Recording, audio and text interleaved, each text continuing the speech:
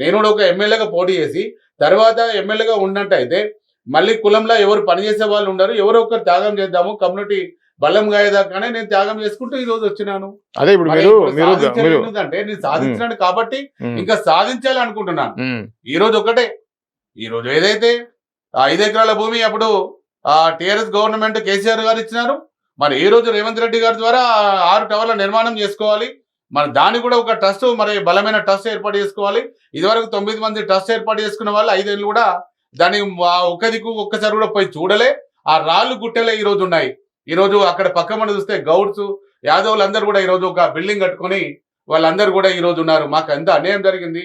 మరి ఈ రోజు మా వాళ్ళు అందరు ఎక్కడ వాళ్ళు ఎక్కడ ఉంటే ఎక్కడికి వెళ్ళవుతుంది. ఈ రోజు నేను సాధించాల్సింది కోకాపేటలో 6 టవర్ల నిర్మాణం కూడా చేయడానికి కూడా ఈ రోజు ముందుకెళ్ళాలి. 2 ఎకరాల భూమి ప్రతి జిల్లా కేంద్రంలో తీసుకొని బాలబాలికల హాస్టల్ బిల్డింగ్ నిర్మాణం చేసుకోవాలి. ఒక కమ్యూనిటీ హాల్స్ కట్టించుకోవాలి. ప్రతి జిల్లా కేంద్రంలో కూడా, మండల కేంద్రంలో కూడా ఒక కమ్యూనిటీ హాల్స్ ఉండాలి.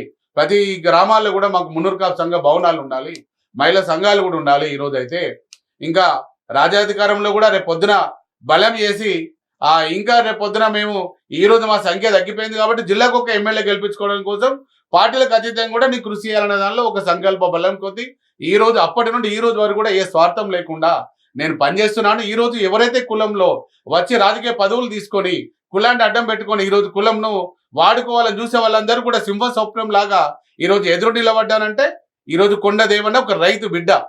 నేను ఒక ఎమ్మెల్యేగా పోటీ చేస్తాను కాబట్టి ఈ రోజు రాజకీయంలో నా కులం ఉండాలి, రాజాధికారంలో ఉండాలి. 5వ స్థానంలో వెళ్ళిపోయినాము. మనకి ఈ రోజు కులగణనలో అన్యాయం జరిగింది.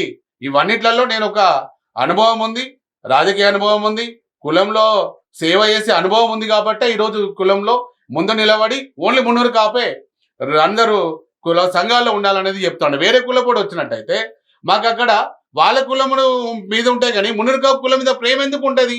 ఈ రోజు వెనుకబడిపోతున్నామంటే ఈ రోజు ఎందుకు సాధించలేదంటే ఈ రోజు ఈ మున్నూరు కాపులలో వేరే కులాలు వచ్చి చేరినాయి కాబట్టి మేము ఇక్కడ కులం డెవలప్ కాలేదనే ఒక నమ్మకం కొద్ది నేను ఈరోజు వచ్చి మళ్ళీ తెలంగాణ మున్నూరు కాపు సంఘం పటేల్ పాతది 8-9 సంవత్సరాల కింది సంఘం మీద ఈరోజు పటేల్ సంఘం అని స్థాపించినాము. దీనిలో ఓన్లీ మున్నూరు కాపులే ఈరోజు అందరూ ఇక్కడ ఈ పటేల్ సంఘంలో ఉంటారు.